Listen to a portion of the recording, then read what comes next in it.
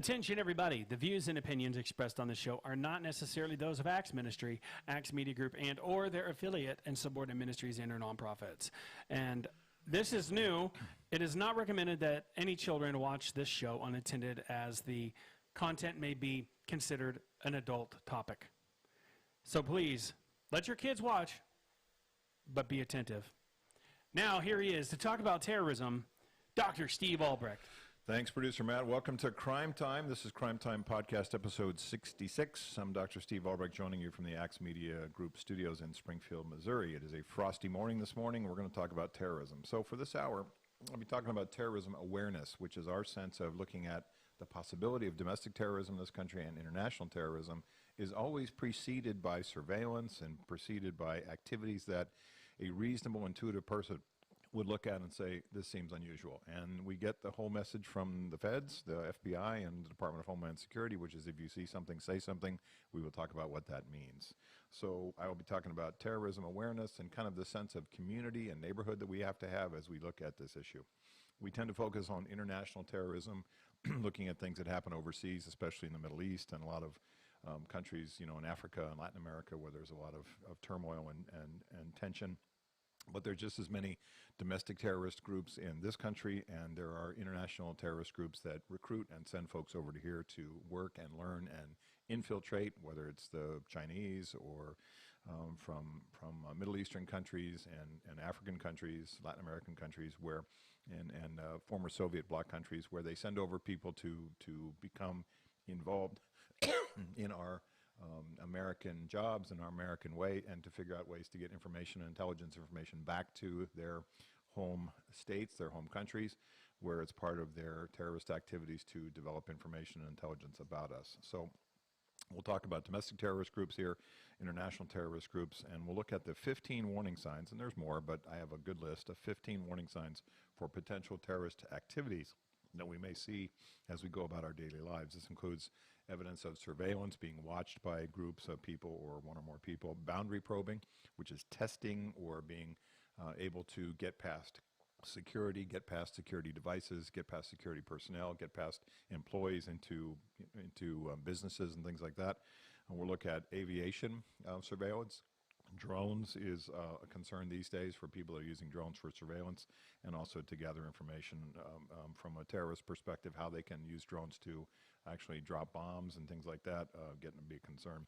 Cyber attacks, for sure. This is the intelligent terrorist weapon of choice, which is to come after us, go after our national defense, go after our infrastructure, go after our electronics, our electric power grids and things like that. Certainly, people that are making bombs and storing these things, there's a lot of use of people that rent storage facilities and actually do bomb-making activities in that, and bomb-making activities in apartments and hotels and in houses that sometimes neighbors are going to see things as they walk by, drive by, look in plain view what's going on.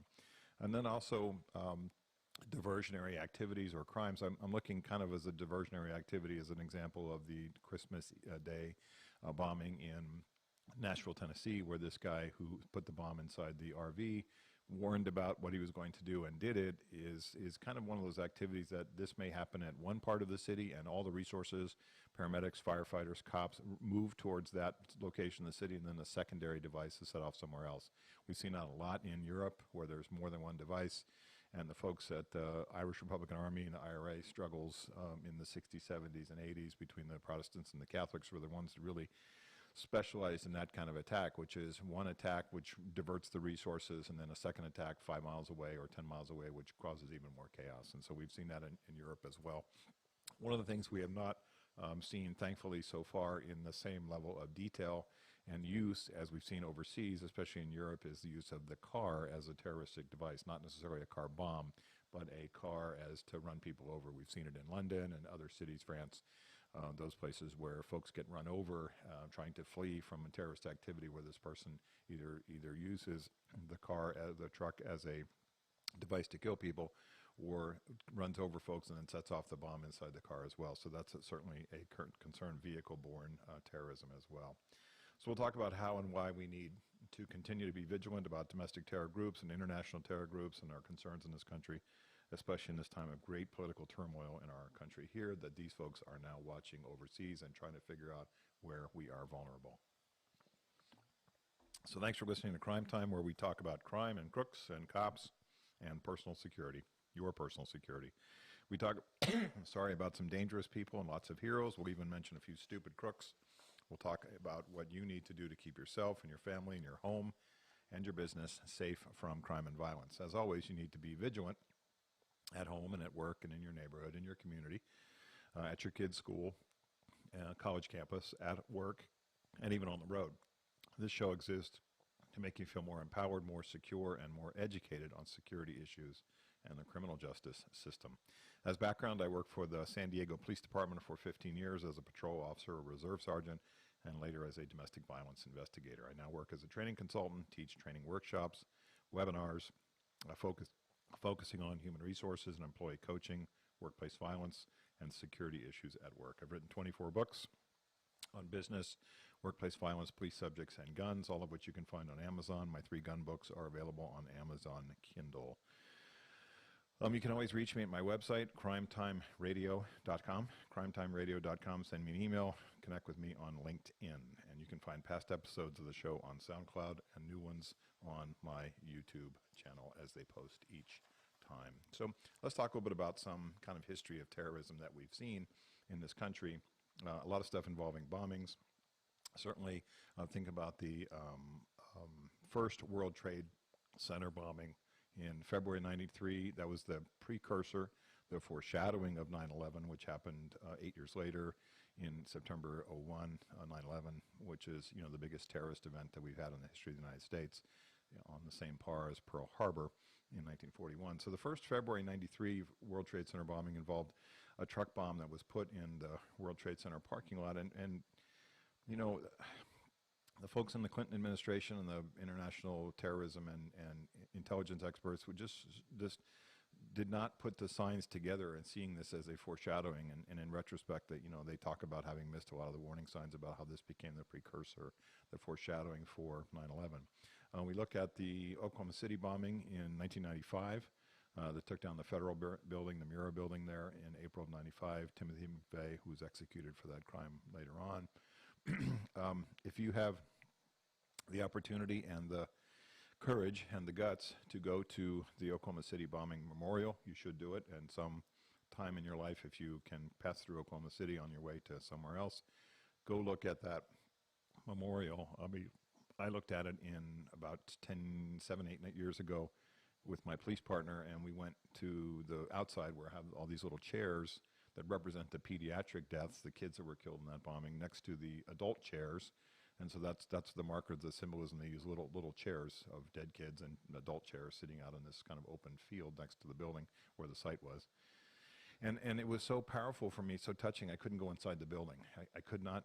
I was looking at the photographs of these little kids and seeing things outside, and I was in tears. I couldn't go inside the building. I said, I can't do this. I can't go and look at this stuff. I was just too raw. I remember talking to a fire chief from the Oklahoma City bombing who responded, and I was on a panel with him on workplace violence a couple years after the event in 95.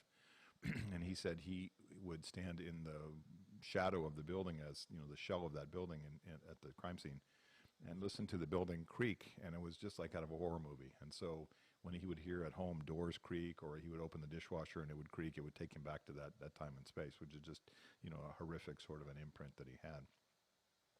So the Oklahoma City bombing was really, really a perfect example of good law enforcement work, where a Oklahoma State trooper stopped McVeigh and thought he was suspicious and ended up arresting the guy and getting a good grab of this guy before he could get out of the state or out of the country.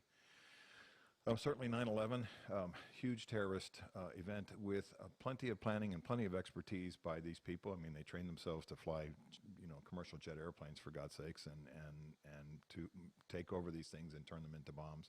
And we'd always thought about, in this country, we look at terrorism kind of before 9/11 is not really thinking about a concept called asymmetrical methodology. And asymmetrical methodology says, let us take a plane and turn it into a bomb.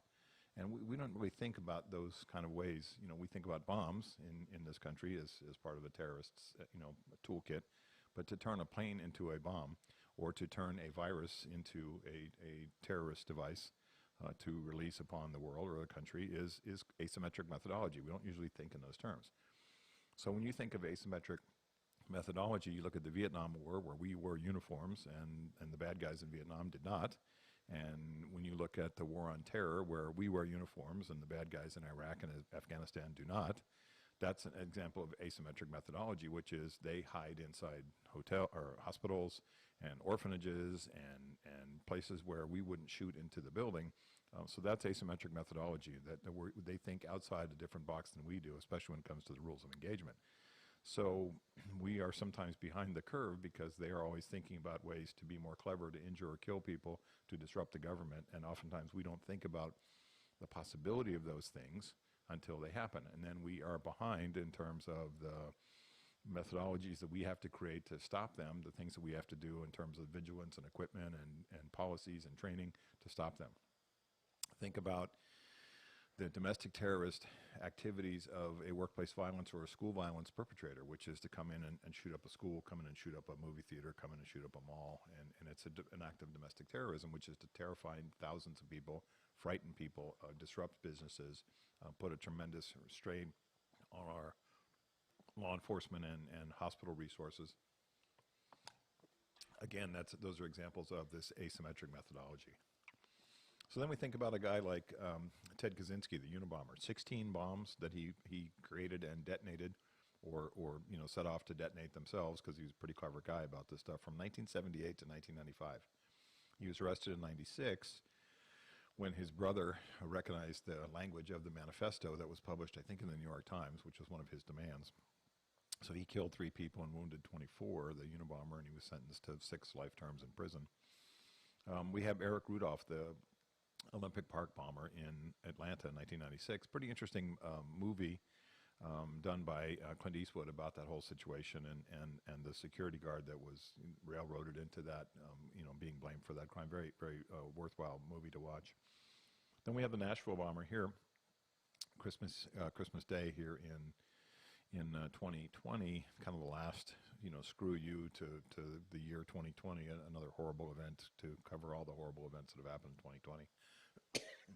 And we look at a guy who has some sort of plan, some sort of approach to this terrorist event. I'm going to blow up a bomb next to an AT&T building in Nashville. I'm going to give warnings to law enforcement, warnings to the people around there to evacuate, which is rare.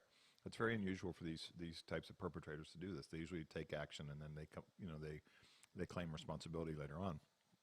So very, very rare for this guy to do this, which, I talked about this last week, which my sense is he didn't want to harm that many people. Otherwise, he would have not had that warning, and he would have not put a motorhome with a bomb in it. I guess he was in the motorhome as well. They found parts and pieces of him all over the place. Is the idea that the bombing was done on a deserted street at Christmas Day when the business is closed, or there's a skeleton crew operating inside that AT&T building, don't know. The idea that he wanted to draw attention to whatever his cause was. And so that's the issue that, Mao talked about, Chairman Mao talked about so many years ago with terrorism, which is, the idea that it's kill 100 and frighten 1,000,000, or words to that effect, is what these people are doing with these car bombs, these car attacks, workplace violence, school violence attacks, which is to terrify a nation, to terrify a country, to try to disrupt the government. So, these days, the groups of people, left-wing and right-wing, there's just too many to mention. The idea that we have people that are hardened around their racial views, their racial bigotries on the left side and the right side. A lot of the stuff is aimed towards the Jews and the Israelis. A lot of it is aimed towards race. A lot of it is aimed towards the government in any form. And so there's always been, this sort of sedition activity going back, from the 1900s and the early 20th century, where there's always been people that hate the government no matter what. It doesn't matter who's in charge. And so we go back as citizens of this country and say, it's not about who's the president. It's not about who's in power. It's about protecting our way of life, protecting our liberty, protecting our freedom. So we've had to, as a result of 9/11, we've created an entire infrastructure called the Department of Homeland Security to now focus our energies and our equipment and people and intelligence under this same umbrella. So, all these disparate groups, the FBI and Secret Service and the Marshals and local law enforcement and state law enforcement and they've all been folded under this sort of umbrella, either under the umbrella at a federal level for the Department of Homeland Security, but under the state and local level of just our mission is going to be about fighting crime, but also this new task now prior to 9/11, which is terrorism. So think about the shift in our country after 9/11 about people coming into this country with the desire to disrupt us, to kill people and to ruin our way of life is now, maybe it's at an ebb now that it's starting back up again in terms of the awareness part of it because of all the political unrest. But it's been at a kind of a low ebb before this, maybe before Trump got into office, because people's memories fade about 9/11. And so you can talk to people for, based on their age, they have no sense of what 9/11 was all about. I mean, it happened in 01. My daughter would have been 8 years old. I mean, my daughter's, 27 now. And so you say, what was her memory of that event at 8 years old? What would be your memory of any event at 8 years old? I mean, even the death of a relative at 8 years old is a hard thing to remember. Grandpa dies when you're 8. I mean, you can remember the details a little bit as to what happened and that you were sad, but the sort of impact of that thing 20 years forward is not the same, certainly. And I don't expect that people will, wake up every day and think about the survivors of 9/11 wake up every day and go, oh my God, I'm still alive. I'm sure they do that. I don't think everybody in the country has to think about 9/11 24/7. I don't expect people to obsess over safety and security. I obsess over safety and security. I think about 9/11 survivors and 9/11 victims all the time. But we do have to have a place in our hearts where we go, that happened, and we can't forget it. We have to have a place in our hearts that says, that happened, and as a result, we need to be more vigilant. And as a result, we need to change our perspective to say, not that it might happen again, but that, and we need to be paranoid about it, but that it could happen. And that many small tasks and things in terms of intelligence gathering and surveillance that terrorists use can be interrupted by smart people paying attention. It can be interrupted by people in our communities, you and I, who are vigilant and who have the courage with a capital C to go, that doesn't seem right. And maybe I need to tell the FBI. And we'll talk about 1-800-CALL FBI. I mean, couldn't be any easier than that. 1-800-CALL CALL FBI. And there's a sort of a sense, I think sometimes of the pretty girl that doesn't get invited to the prom because everybody thinks she gets so many invitations that why bother to ask her. And I think there's a sense, as you're driving down the highway and you see a car fire, and you say, well, someone's probably already called the state police or the highway patrol. I don't need to do it. Right? Somebody had already done that, and betwixt that time, the car burns up because nobody called. So, I have done a lot of training just recently for some of my clients about mandated reporter for child abuse. And sometimes people say, well, why do I need to call? Because I don't want to get involved. It's not my business. And then the other thing they say is, well, somebody else has probably called. And I always say the same thing in that discussion with mandated reporting for child abuse or just being a human being, is that you say, okay, maybe what I contribute to the investigation is important. Maybe what I contribute to the people taking the report, the social workers and the people that are running these hotlines for the counties, maybe what I say to them fills in a gap for them, fills in a puzzle piece for them, reminds them of or identifies something for them that they can go forward with the investigation. So you provide another tile, so to speak, that fills in the mosaic, which gives them the total picture. So it's the same thing with the feds. It's the same thing with local law enforcement or state law enforcement. We call to report things that an intuitive, reasonable person, not somebody who's profiling somebody or being a bigot, but somebody who's reasonable person would say, that seems unusual. That seems like surveillance activity. That seems like a guy's making machine guns or bombs in his garage. The idea that we have the courage with a capital C to report that stuff sometimes just fills in the rest of the pieces for the feds or whoever that's investigating this to go, okay, now we can take action because now we have enough information. Before we did not. So that's why we do that stuff. You have to have the courage to know when it is to respond to your intuition. You have to have some sense of awareness, which means get your head out of your phone and pay attention. And you're not spying on folks. We're not drilling holes in people's walls and looking at them with small cameras, but we're just paying attention to stuff. And sometimes these domestic terrorist perpetrators or international terrorist perpetrators make mistakes, and they do stupid stuff which we identify, and the cops can swoop in and grab these folks before bad things happen. I'm remembering a case, and this kind of dates back to post 9/11, but not too far forward from 9/11, where a group of these Middle Eastern men were taking photographs at Fort Dix, New Jersey, the Army base there in Fort Dix. I think my dad was at Fort Dix for a while. So at the Fort Dix base, they were taking pictures of the fencing and the guards and the Army base, protocols there.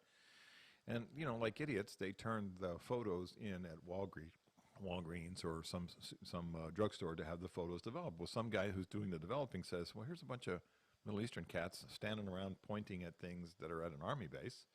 That seems unusual. I mean, again, we're not going on bigotry and skin color here. We're going on behavior, which is a big difference, right? We focus on behavior, not what people look like. I don't care what people look like. I care what they do. White, black, Middle Eastern, Asian. I don't care what you look like. I care what you do, right? Behavior is the focus that we want to pay attention to. And this guy reported that stuff to the FBI. Well, short story long, FBI investigates, goes in, arrests these guys, bomb-making materials, rifles, shotguns, all kinds of guns. They're going to attack Fort Dix, New Jersey Army base. Well, the cops, FBI swooped in and stopped them before they could do that. Why? Based on the wisdom of a guy developing color photographs in a little booth in a Walgreens in New Jersey. It takes that kind of courage to do the right thing based on what you see. A reasonable person, not a psychologist, not a criminal profiler, not a cop, not a lawyer, not a social scientist, but a reasonable person would go, that seems unusual. I got to tell the FBI. I got to tell local cops about it and see what happens. So I have heard stories from people who have talked to me and said, I saw these sketchy looking dudes and they were doing X, Y, and Z, and I told the cops and they didn't do anything about it. And I go, well, okay, thanks for doing that. It means that's what citizens do. We don't spy on people, but we report stuff which seems dangerous or moving towards danger. And questions I always ask is, well, how do you know nothing happened? How do you know the cops didn't do anything? Well, because I didn't see the guys, get arrested later on. I go, well, how do you know that something didn't happen as a result of what you did? Lots of stuff, as we know, takes place within the vacuum of law enforcement where there's not a obvious sort of, raid where guys in raid jackets show up and haul away a bunch of people and boxes and weapons and computers. That doesn't always happen, the stuff we see on TV. Some things get investigated quietly. Some things get investigated with, a top secret sort of a connection to them. We don't always know what happened. But that shouldn't stop you from making a report if you think it's something they need to know about. So if you look at situations in life that we report things to law enforcement, sometimes it can be identified and verified and checked off within context to say, okay, no big deal, and it's not a situation or a thing we need to get more involved in. We checked it out, no big deal. Some things that are not within context, that don't make sense, that are not reasonable for that situation, turn into an investigation which somebody ends up getting arrested or deported or sent to jail or whatever. So it's not our function to say, I wonder if I should tell the cops, and I wonder what the cops are going to do. We just say, this seems unusual. It's connected to a surveillance activity. It's connected to one of these 15 things I'll talk about. And I got to do something about it. I got to tell the cops. If they take steps, great. If they don't, their problem. At least we say, I did the right thing as a citizen in this country. There is a group that the FBI created after 9/11 called Infragard, INFRAGARD. It's not spelled, with a guard like the usual way. It's Infragard, INFRAGARD.org. Infragard is a partnership between private sector businesses, not government businesses, but private sector businesses, and the FBI. So there are 56 field offices for the FBI around the United States. Various and sundry big cities have field offices, and then they have satellite offices where agents work out of other smaller towns and communities on certain investigations. But there are lots of Infragard chapters in the United States, and so if you are a private sector business, and especially if you work in any kind of connection to a business where there might be a terrorism concern, like you manufacture fertilizer or bullets or you are a cyber company, a cyber crime prevention company. You provide, resources to people to stop hacking and ransomware and things like that. If you have a type of business which could be targeted by terrorists, if you have the type of business where you could be interacting with people with suspicious, characteristics, being involved with InfraGard says you can tell the FBI, here's what's going on, and these chapter meetings where we talk about this stuff, and the FBI gives within the boundaries of what they can release in terms of top secret information, they, unclassified information. They give briefings at these InfraGard meetings to people, business leaders, business community members about what's going on and to keep this country safe. So it is another example of networking the resources around the United States of business owners, especially those ones that may have some sort of connection to a type of operation, type of manufacturing operation or a business operation which could be a target for terrorism.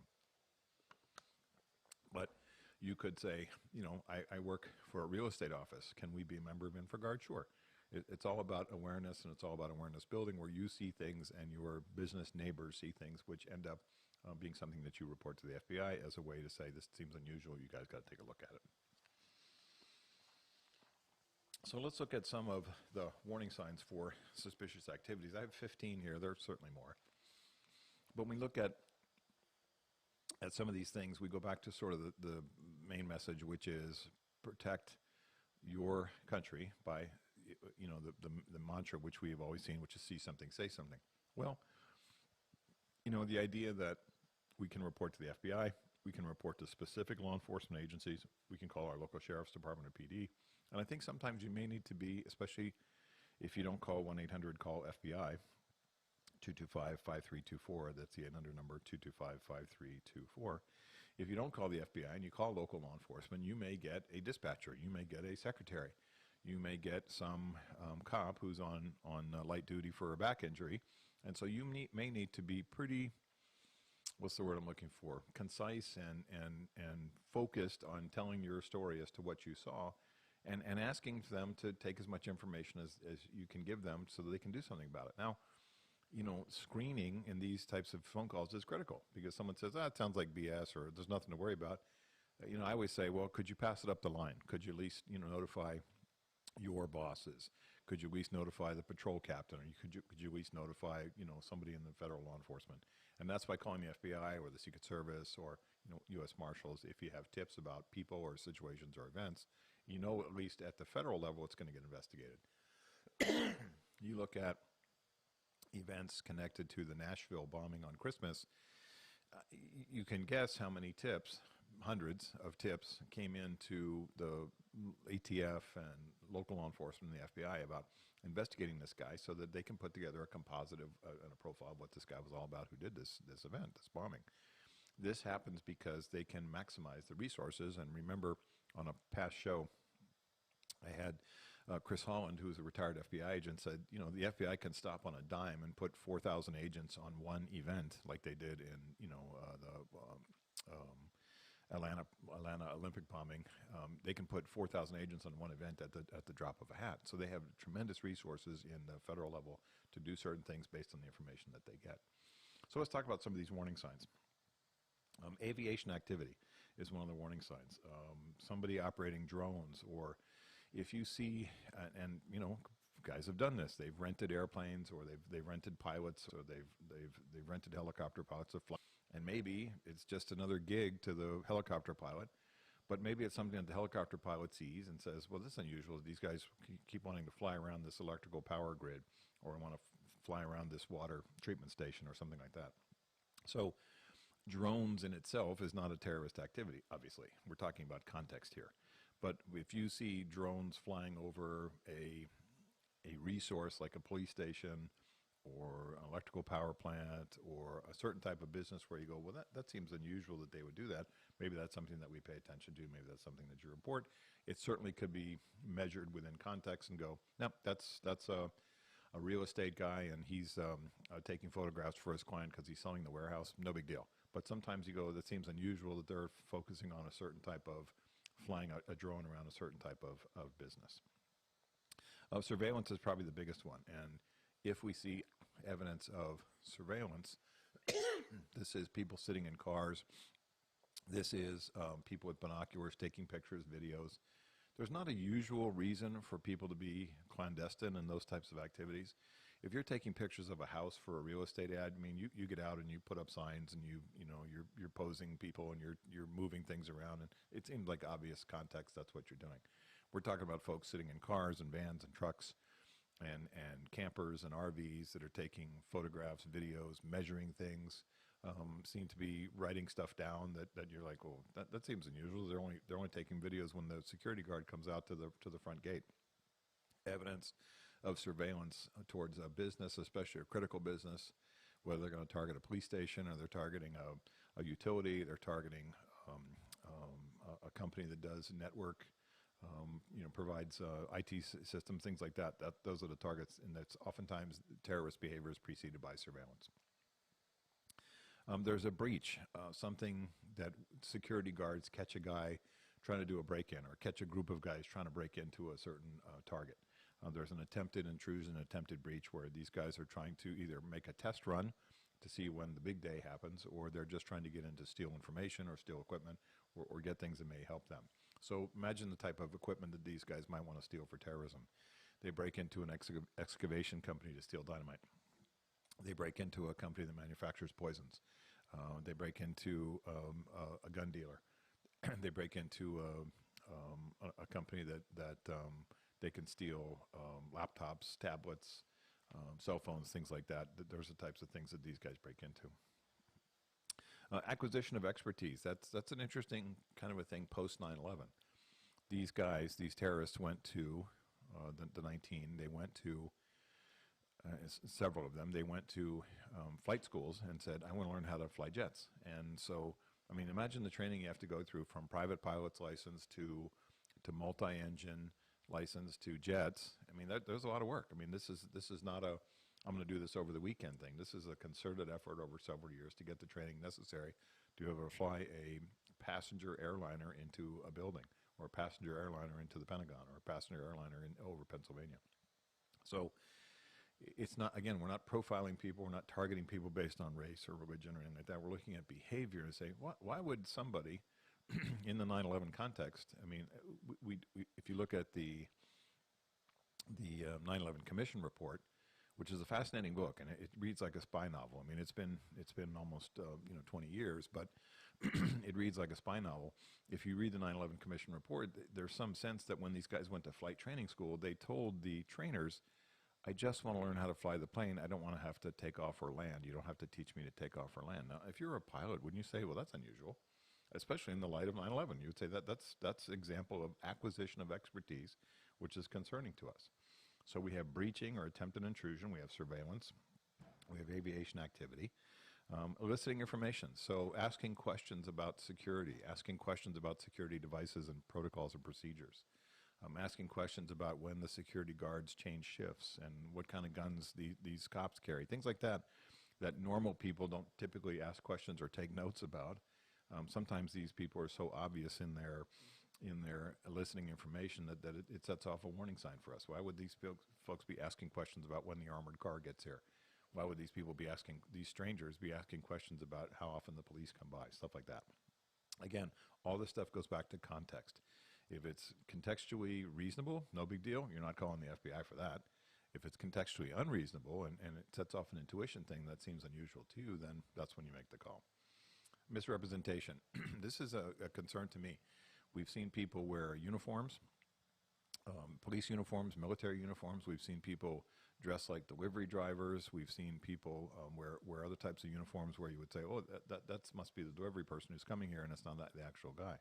So misrepresentation, they impersonate various and sundry groups or people, authority figures, things like that, in order to get access or to get information. Certainly, cyber attack is a significant concern for us, and cyber attacks these days are so related to disruption of our internet services in this country, disruption of services, denial of services that are coming from these nation states that are good at this type of stuff. Former Soviet bloc countries and places overseas that are really good at knocking down and hacking into our systems. I mean, I think the most recent one I just heard about was some hackers tapped into Parler, which is the sort of Twitter equivalent, and got access to photographs that people sent to Parler, the fronts and backs of their driver's license in order to be a verified user of Parler. So now they've got access to, I don't know the number, a lot, many thousands of Parler accounts, some of which have their driver's license on front and back. Well, imagine you've got, the driver's license of a news media professional, or the driver's license of a cop, or driver's license of a political person as part of this hack. So cyber attacks for terrorism is really about a lot of things. One is disrupting services. The other is gathering information. And also, certainly we know from cyber attacks that gathering information, especially hacking into accounts, is a financial reward for these groups. And so, a lot of times we look at how these people are funded, and maybe they're funded by drug sales, and maybe they're funded by the nation state themselves funds them, and maybe they're funded by their activities that they do as a result of cyber terrorism and cyber attacks. Recruiting is certainly a big issue where people go into religious organizations, or they go into groups or associations that are left-wing or right-wing and try to recruit.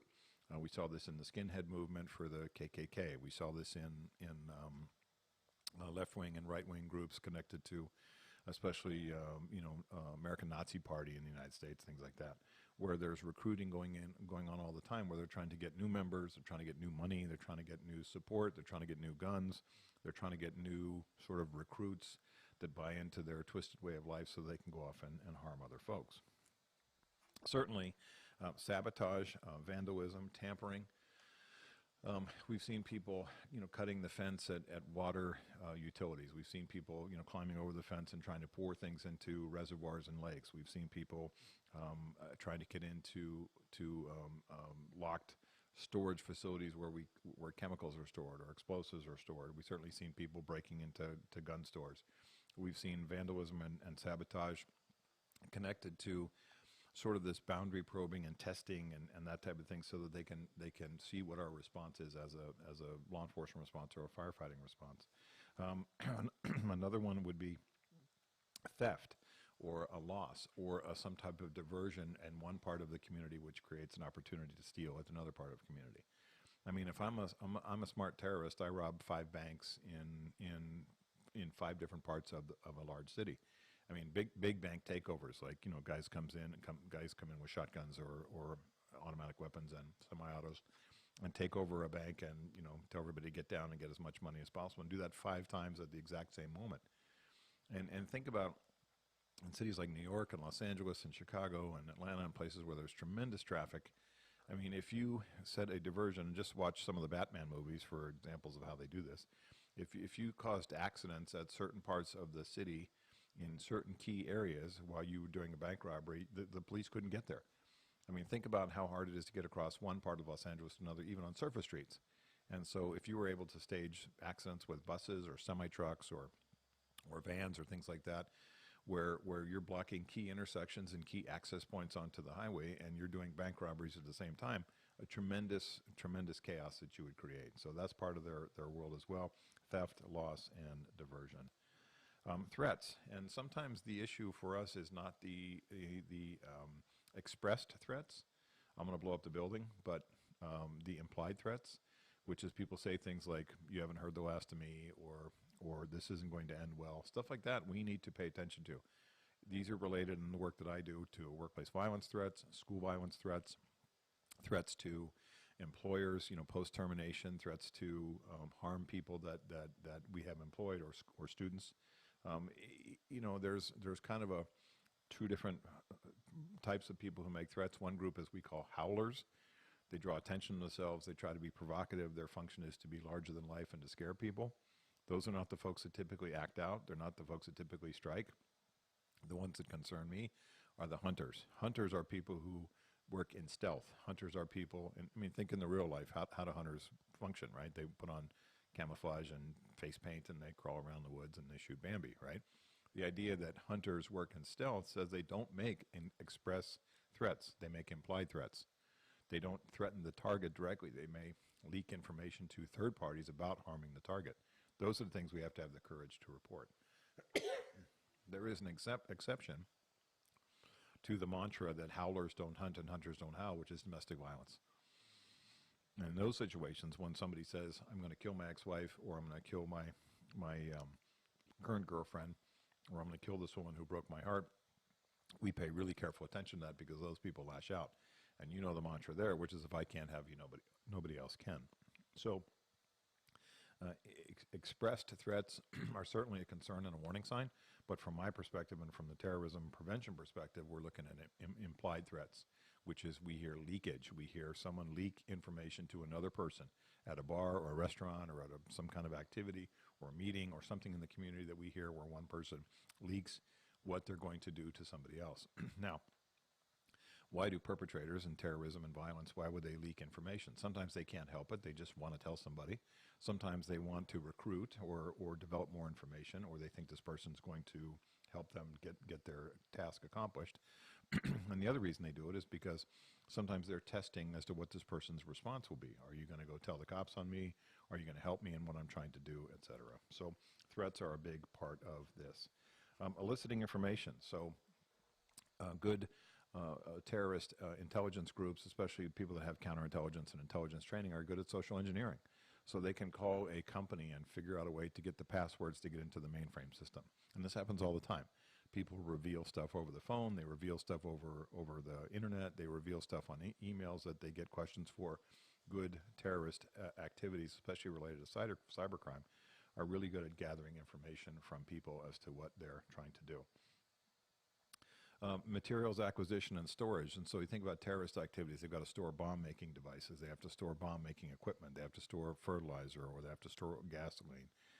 They store propane tanks. They store things that are related to firearms and weapons and things like that. So a second piece connected to that is weapons collections and storage. And we're not talking about people that own guns. We're talking about people that are stockpiling, people that are stockpiling guns, stockpiling ammunition, stockpiling weapons in a way that's designed to harm the federal government or harm the state government or harm a school or a workplace. And not just people that own guns, obviously, but people that are doing it in such a way where there's a mass group of guys that are putting together a mass group of weapons and or bomb-making activity. Sort of on a smaller sort of example of that is, I think it was in Ohio, there was a kid who was a school kid, and I think he was 16 or 17. He actually rented a storage facility, which, you know, you got to give him credit for having the wherewithal to move his bomb-making activities out of his garage. He rented a storage facility, and he was actually working on making bombs where this woman was walking by the storage facility, and there was a fence, a chain link fence. She was walking her dog, and she looked over and saw this kid monkeying around with stuff that looked like bomb-making stuff. I mean, like pipe bombs. So she looks at that. She ends up telling the cops. The cops go over there. They sneak and peek. They come up there and they nab this kid. And he's got a storage facility with an open door, full of bomb-making activities. He's going to blow up his school.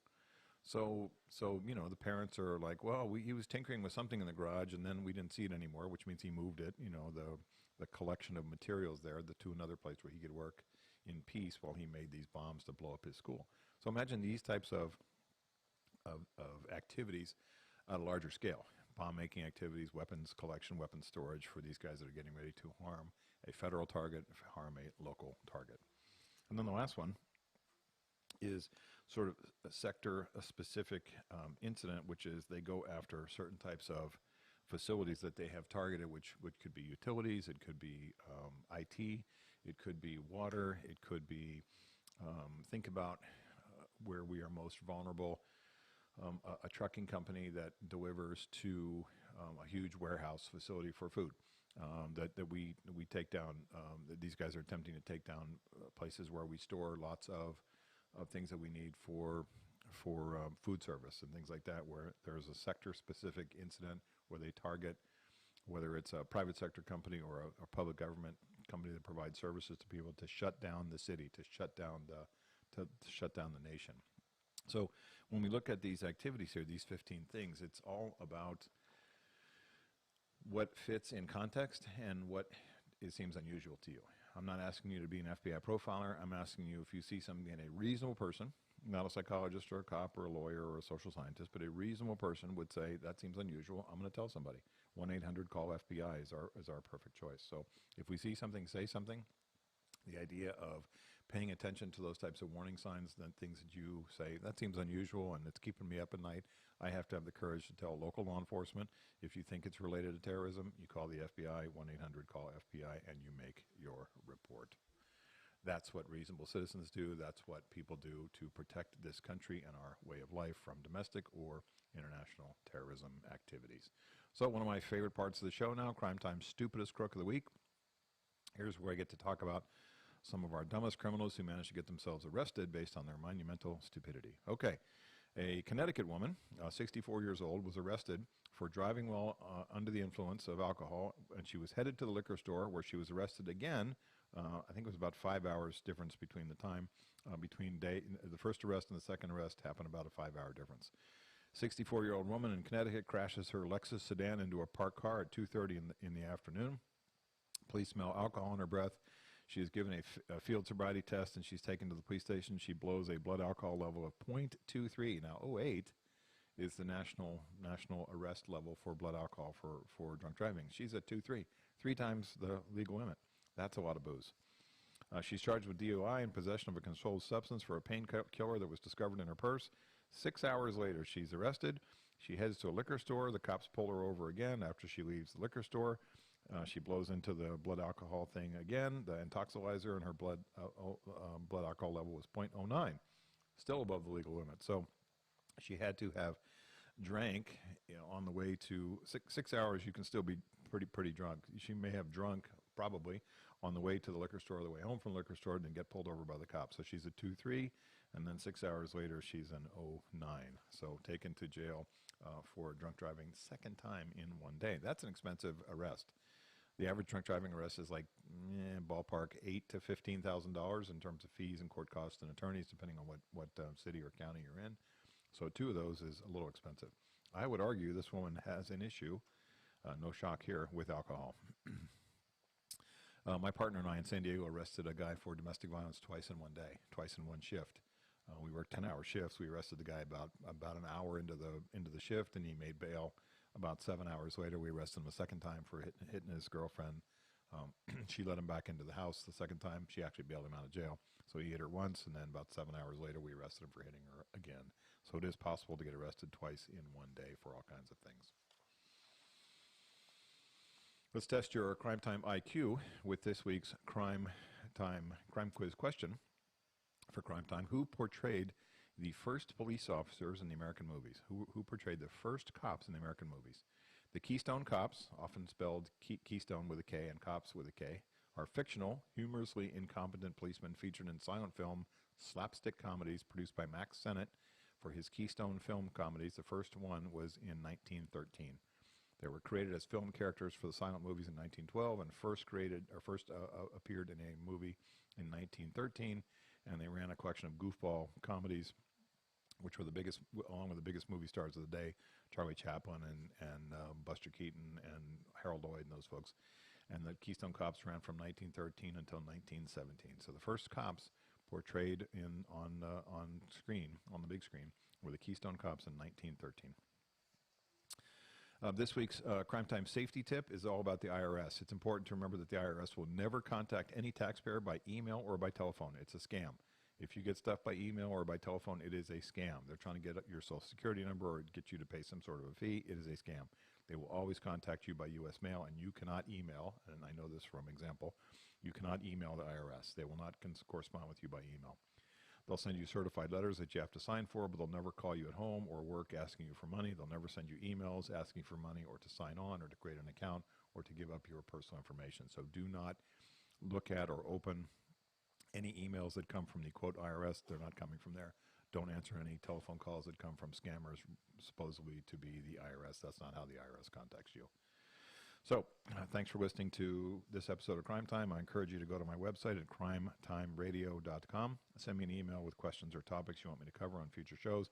Connect with me on LinkedIn at Dr. Steve Albrecht. I no longer have a Twitter account. Just contact me on LinkedIn or at crimetimeradio.com.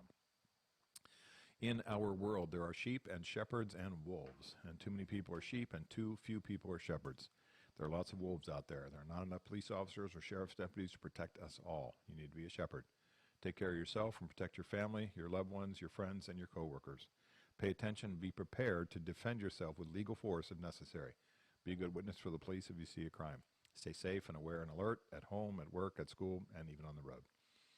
Thanks for listening to Crime Time. My thanks to Jim Whining, producer Matt, and all the good folks at Axe Media Group. I'm Steve Albrecht. Thanks for listening to what I know is